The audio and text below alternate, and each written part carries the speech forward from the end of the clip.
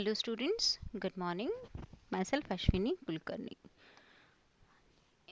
Students, in my earlier lecture video, we solved problem number 11 account.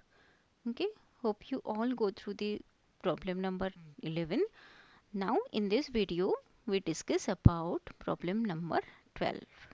Okay, so let's start to discuss problem number 12. Surekha Investment Company Limited, Pune, held on 1st April 2009 rupees 60,000 12% debentures at rupees 62,500. Interest is payable on 1st January and 1st July every year. The following transactions took place during the year 2009 and 10. First, on 1st May 2009, purchase rupees 25,000, come interest at 2% discount. Second is 1st August 2009, sale rupees 5,000 ex interest at 6% premium. Third transaction is 1st December 2009, purchase rupees 25,000 ex interest at the rate 10% discount. Fourth transaction is about 31st January 2010, 1,000 come interest at the rate 5% premium. Fifth transaction is 8 February 2010, sales rupees 35,000 ex interest at the rate 8% premium. Brokerage is paid at 2% on purchase and sale of securities. Prepare investment account as on 31st March 2010 on FIFO method with detailed working notes. Okay, first in first out method. अगोदर आपण जे problem बघितले होते है ना 7-8 problem पर्यंत cost value calculate करण्यासाठी म्हणून तुम्ही फिफो मेथड यूज करत होता त्याच पद्धतीने करायचंय तशाच पद्धतीने सगळा प्रॉब्लेम करायचा आहे आता या प्रॉब्लेम मध्ये बघा तुम्हाला ओपनिंग बॅलन्स दिलेला आहे है ना company limited held on 1st April 2009 60,000 12% debentures at rupees 62,500 म्हणजे 60,000 ही तुमची फेस व्हॅल्यू आहे आणि 62,500 तुमची कॉस्ट व्हॅल्यू आहे असा बॅलन्स दिलेला आहे 1 एप्रिलसाठी ठीक आहे आणि 31st मार्चला ते अकाउंट क्लोज करतायत सो तुमचं ओपनिंग असणार आहे 1/4चं क्लोजिंग असणार आहे 31st मार्चचं इंटरेस्ट ड्यू डेट्स लक्षात राहण्यासाठी म्हणून लिहून घ्यायचे 1 जानेवारी आणि 1 जुलै या दोन्ही डेटला तुम्हाला कंपल्सरी इंटरेस्ट पेड करायचं आहे आपण डेट वाईज जायचं आहे त्यामुळे डेट वाईज जाताना जिथे जिथे कंपल्सरी इंटरेस्ट आहे ची डेट येईल तिथे तुम्हाला कंपल्सरी इंटरेस्ट पेड करायचं आहे 6 मंथ्स ठीक आहे so let's start from opening balance opening entry करायची 1/4/2009 to balance brought down face value 60,000 cost आणि कॅपिटल व्हॅल्यू कॅल्क्युलेट करायची गरज नाही 62,500 इंटरेस्ट आपल्याला दिलेलं नाहीये ते इंटरेस्ट आपण कॅल्क्युलेट करूया okay so let's start our first working note is about interest calculation on opening balance so 60,000 is our face value rate of interest 12% now very important interest period is 3 months how it works 3 months कसा आला so 1 जानेवारी कधी आहे आपण कधी entry करतोय 1 एप्रिलला interest calculation करतोय so 1 एप्रिलच्या अगोदर रिसेंटली कधी दिलेलं असणार आहे तर 1 जानेवारीला दिलं असणार आहे बरोबर जुलै नंतर होणार आहे है ना सो 1 एप्रिलच्या अगोदर 1 जानेवारीला इंटरेस्ट दिलं गेलं असणार आहे सो 1 जानेवारी ते 1 एप्रिल पर्यंतचा पिरियड कॅल्क्युलेट करायचा तो येतो 3 महिने so 60,000 into 12% into 3 divided by 12 is equal to 1,800 इंटरेस्टच्या कॉलममध्ये आपण लिहिलं 1,800 ठीक आहे then next is 1st May 2009 purchase 25,000 come interest 2% discount purchase ची वर्किंग नोट येणार 1 मेची 1/5ची.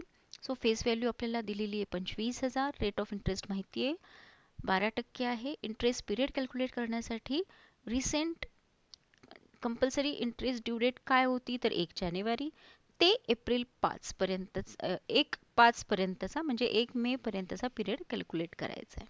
ठीक आहे. So January, February, March and April ते होतात 4 महिने, 4 मंथ्स. सो 25,000 इंटू 12%, 12 आपले इंटरेस्टची अमाऊंट आली 1,000. कॉस्ट व्हॅल्यू आपल्याला कॅल्क्युलेट करायची आहे. फेस व्हॅल्यू आहे 25,000. 2% डिस्काउंट म्हणतायत. 2% डिस्काउंट म्हणजेच कमी नाही दिलं 2%नी, म्हणजे 98 divided by 100 is equal to 24,500. ही आली कॉस्ट व्हॅल्यू अमाऊंट. पण याच्यामध्ये आपल्याला काय करायचं आहे, परचेसचं ट्रान्झॅक्शन आहे 2% ब्रोकरेजचे आहे ते ॲड करायचे. Okay. 2% on face value 25,000.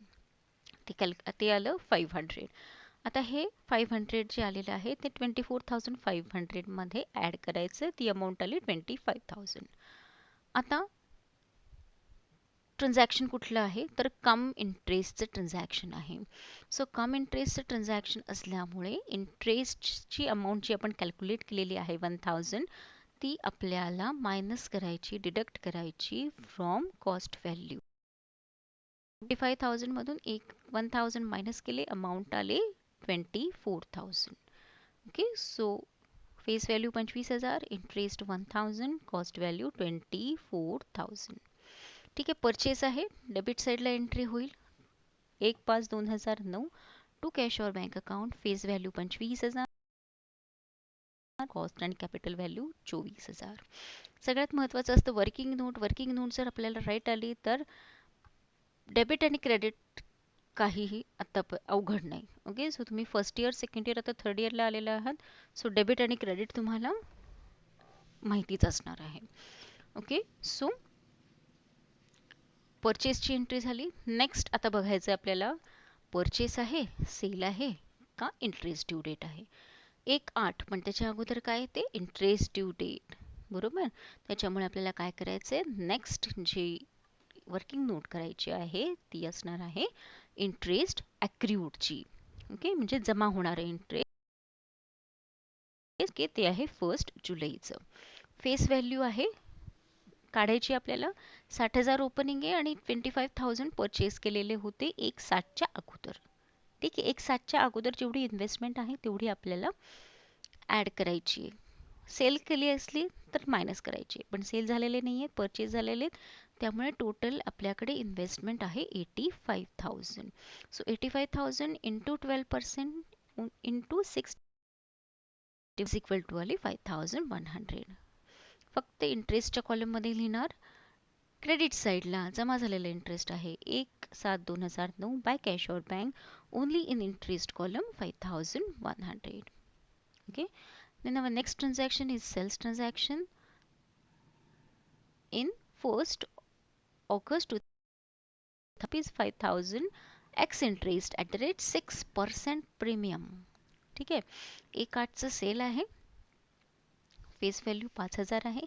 Rate of interest सगळीकडे आपल्याला 12%च वापरायचा आहे. इंटरेस्ट पिरियड आता रिसेंटली आपण दिलं इंटरेस्ट 1/7ला आणि लगेच 1/8ला सेल केलेला आहे. सो 1 मंथचा इंटरेस्ट पिरियड आपल्याला कॅल्क्युलेट करायचा आहे. ओके. 1/7 ते 1/8. So 5,000 into 12% into 1 divided by 12 is equal to आली अमाऊंट 50. ही आली तुमची इंटरेस्टची अमाऊंट. ठीक आहे. 5,000वर 12%नी एका महिन्याचं इंटरेस्ट आलं 50. कॉस्ट व्हॅल्यू कॅल्क्युलेट करायची आपल्याला. 5,000 6% प्रीमियम म्हटलंय म्हणजे जास्ती नाही म्हणून 106 डिवायडेड बाय 100 ती अमाऊंट आली 5,300. आता ब्रोकरेज कॅल्क्युलेट करायचं. कॉस्ट व्हॅल्यू कॅल्क्युलेट करून झाल्यानंतर लगेच ब्रोकरेज करायचं, लेस करायचं कारण सेल्स आहे. ठीक आहे. 2% कशाच्या 2% कॅल्क्युलेट करायचं तर फेस व्हॅल्यूच्या, लक्षात ठेवा. ना की कॉस्ट व्हॅल्यू जी कॅल्क्युलेट केली आहे आपण त्याच्या. ठीक आहे. सो 5,000 वर 2% आलेलं आहे 100. सो 5,300 जी आपण कॉस्ट व्हॅल्यू कॅल्क्युलेट केली त्याच्यामधून 100 जे ब्रोकरेज आहे ते मायनस करायचं. अमाऊंट आली 5,200. आता बघायचं कशा पद्धतीचं ट्रान्झॅक्शन आहे, तर एक्स इंटरेस्टचं ट्रान्झॅक्शन आहे सेल्सचं 1,800चं. So we should not deduct the interest amount from cost value amount. ठीक आहे, त्यामुळे 5,200च आपण अमाऊंट राहू दिली, कारण एक्स इंटरेस्ट ट्रान्झॅक्शन आहे. एक्स इंटरेस्ट असले की आपण इंटरेस्ट मायनस करत नाही कॉस्ट व्हॅल्यूच्या कॉलममध्ये, अमाऊंटमध्ये. ठीक आहे, okay. then record the transaction in your investment statement. Sales आहे त्याच्यामुळे कुठे येणार, येस क्रेडिट साईडला. 1 ऑगस्ट 2009 बॅक कॅश और bank account, face value 5,000, interest 50, cost and capital value amount 5,200. Okay. Then next आहे 1/12 परचेस आहे. 1/12चं 25,000 एक्स इंटरेस्ट 10% डिस्काउंटनी परचेस केलेलं आहे. ठीक आहे. सो नेक्स्ट आपली परचेस ट्रान्झॅक्शन आहे 1/12चं, face value 25,000, rate of interest same आहे 12%. आता इंटरेस्ट पिरियड 1 जुलैला इंटरेस्ट दिलेलं होतं कंपल्सरी, ते 1/12 पर्यंतचा पिरियड कॅल्क्युलेट करायचा, तो आला 5 months. So 25,000 into 12% into 5 divided by 12 is equal to 1,250 ही आली इंटरेस्टची अमाऊंट. कॉस्ट व्हॅल्यू कॅल्क्युलेट करूयात आपण. 25,000 वर 10% डिस्काउंट म्हटलंय म्हणजे लेस करायचे 10%. सो 90 डिवायडेड बाय 100 अमाऊंट आली कॉस्ट व्हॅल्यूची 22,500. ओके.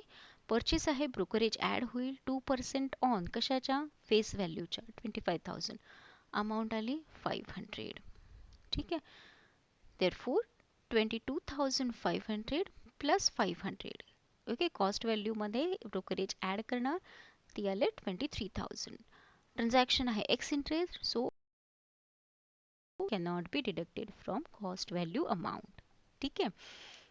सो एंट्री करूया स्टेटस म्हणजे डेबिट साईडला 1/12/2009 टू कॅश और bank account, face value 25,000, interest कॉलममध्ये 1,250 आणि कॉस्ट आणि कॅपिटल व्हॅल्यू अमाऊंट 23,000.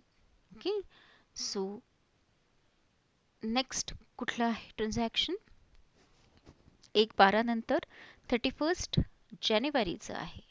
ओके, ना की 31 डिसेंबरचं आहे. त्याच्या अगोदर आपल्याला काय करायचं आहे, तर कंपल्सरी इंटरेस्ट पेड करायचं आहे 1 जानेवारीचं आणि मग 31 जानेवारीचा सेल करायचं आहे. ठीक आहे. सो इंटरेस्ट ॲक्रूड करूयात आपण, जमा करूयात कंपल्सरी इंटरेस्ट 1 जानेवारीचं. त्याच्यासाठी लागते आपल्याला फेस व्हॅल्यू 60,000 आणि 25,000 परचेस आहे, 60,000 ओपनिंग आहे, 5,000 पहिलं सेल आहे, परतचं 25,000, असं करून टोटल मिळाली आपल्याला 1,05,000 ही अमाऊंट फेस व्हॅल्यूची. सो 1,05,000वर 12% 6 महिन्यासाठीचं इंटरेस्ट कॅल्क्युलेट केलं, 6 divided by 12 is equal to 6,300. हे 6,300 क्रेडिट साईडला आपल्याला एंट्री करायची, त्याची इंटरेस्ट ॲक्रूड होतं म्हणजे जमा होतं. सो 1 जानेवारी 2010 बाय कॅश और bank account only in interest column 6,300. Okay. Then 31/1चं सेल्सचं ट्रान्झॅक्शन रेकॉर्ड करूयात आपण, 10,000 कम इंटरेस्ट ॲट 5% प्रीमियमनी. Okay. So another working note, सेल्सची 31 जानेवारीची, face value 10,000, interest rate 12%. Interest period सगळ्यात महत्त्वाचं, 1 जानेवारीला जस्ट आपण इंटरेस्ट पेड केलंय आणि 31/1ला परचेस करतोय, सो 1 मंथ होतो कंप्लीट, त्यामुळे एका महिन्याचं इंटरेस्ट आपल्याला द्यायचं आहे. 10,000 into 12% is equal to 100. Okay. Cost value calculate करायची आहे, 10,000 इंटू 105. ओके, काय केलेले आहे, कितीनी सेल केले, 5% प्रीमियम म्हणून 105 डिवायडेड बाय 100. ठीक आहे, इज इक्वल टू 10,500 आली cost value amount. Brokerage minus करायचं स्टुडंट्स, कारण सेल्स आहे. 2% ऑन 10,000, 10,000 काय आहे, फेस व्हॅल्यू. सो 10,000 वर 2% आलं 200.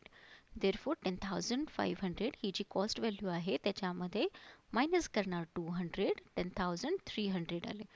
ट्रान्झॅक्शन कुठलं आहे, 31 जानेवारी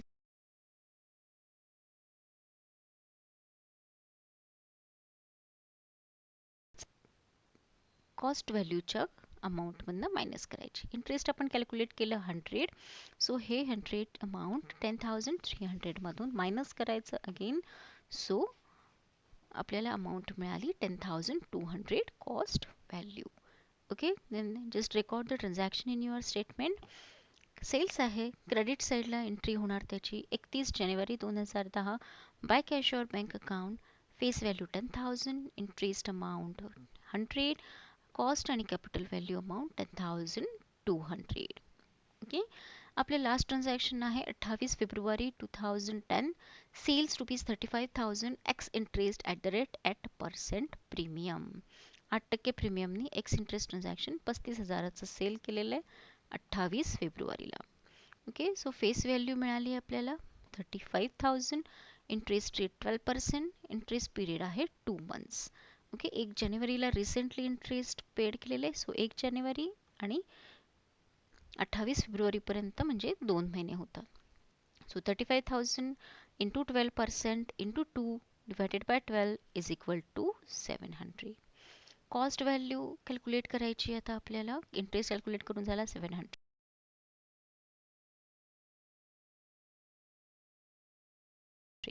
37,800. त्याच्यामध्ये ब्रोकरेज मायनस होईल. सेल्स ट्रान्झॅक्शन आहे म्हणून brokerage less 2% on 35,000 is equal to 700.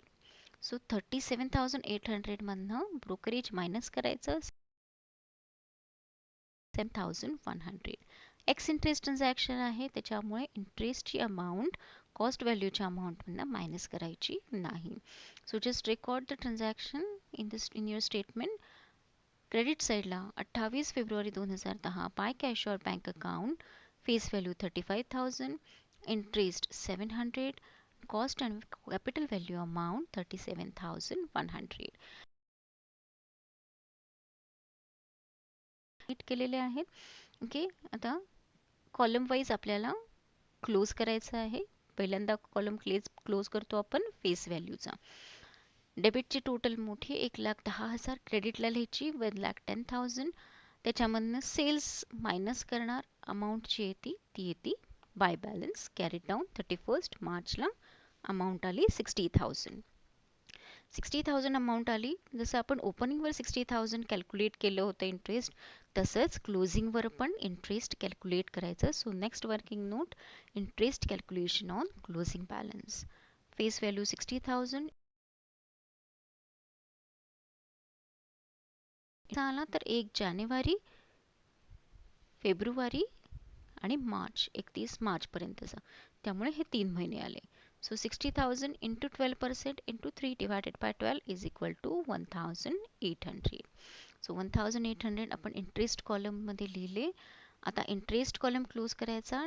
Credit side मोठी आहे 14,050. ओके, डेबिटला घ्यायची 14,050. ओके, देन इंटरेस्टचे त्या मायनस करायच्या 14,050 मधनं. ओके, सो 14,050 मधनं इंटरेस्टची अमाऊंट मायनस केल्यावर बॅलन्स जी मिळणार, बॅलन्स येतो 10,000. 10,000 प्रॉफिट अँड लॉस अकाउंटला ट्रान्सफर करायचा 31 मार्च 2010ला. ठीक आहे, फेस व्हॅल्यू ची कॉलम क्लोज केली आपण, इंटरेस्टचा कॉलम क्लोज केला. आता कॉस्ट अँड कॅपिटल व्हॅल्यू जसं आपण अगोदर केलं होतं फिफो मेथडने कॅल्क्युलेशन केलं होतं त्याच पद्धतीने इथे करायचंय. Face value, cost value. Opening balance 60 होता त्यावेळेस कॉस्ट व्हॅल्यू 62,500 होती. टोटल सेल्स, ओके, टोटल किती सेल आहेत 5,000, 10,000 आणि 35,000. ओके, म्हणजे टोटल 50,000 आपले सेल्स आहेत. तर कॉस्ट व्हॅल्यू किती, म्हणून आपण 50,000 इंटू 62,500 डिवायडेड बाय 60,000 अशा पद्धतीने 13 मांडला. अमाऊंट आली 52,083. ते डिडक्ट केल्यावर आपल्याला मिळाले face value 10,000, cost value 10,417.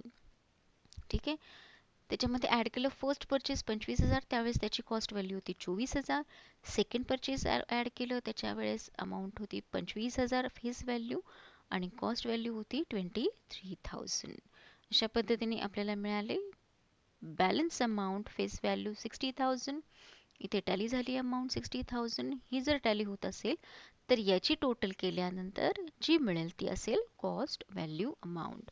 So 10,417 मध्ये 24,000 आणि 23,000 ॲड केल्यानंतर आपल्याला मिळतात 57,417. ही आली कॉस्ट व्हॅल्यू अमाऊंट. ती आपण लिहिली कॉस्ट किंवा कॅपिटल व्हॅल्यूच्या कॉलममध्ये. आता कॉस्ट आणि कॅपिटल व्हॅल्यूचा कॉलम क्लोज करायचा. क्रेडिटची टोटल मोठी आहे 1,09,17. डेबिटला घ्यायची 1,09,17. जो बॅलन्स येईल तो जाईल प्रॉफिट अँड लॉस अकाउंटला. बॅलन्स आलेला आहे 417. 417 जाईल 31 मार्चला प्रॉफिट अँड लॉस अकाउंटमध्ये. ठीक आहे. सो हा झाला आपला 12 नंबरचा प्रॉब्लेम. ओके, लक्षात आलंय. समजा काही क्वेरीज असतील तर आत्ताच क्लिअर करून घ्या. एक लास्ट प्रॉब्लेम राहिलाय आपला. हा चॅप्टर जो आहे तो संपणार आहे आणि आपण नेक्स्ट वीकमध्ये न्यू तो इंट्रोड्यूस करणार आहे, शिकवणार आहे. ओके. सो काही डाऊट्स असतील तर आत्ताच क्लिअर करून घ्या. Okay.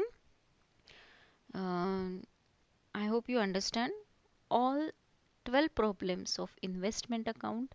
If any query in any problem, please don't hesitate to ask me. Okay, message me or mail me or contact me personally. Okay, see you in my next video. Till then, take care. Thank you.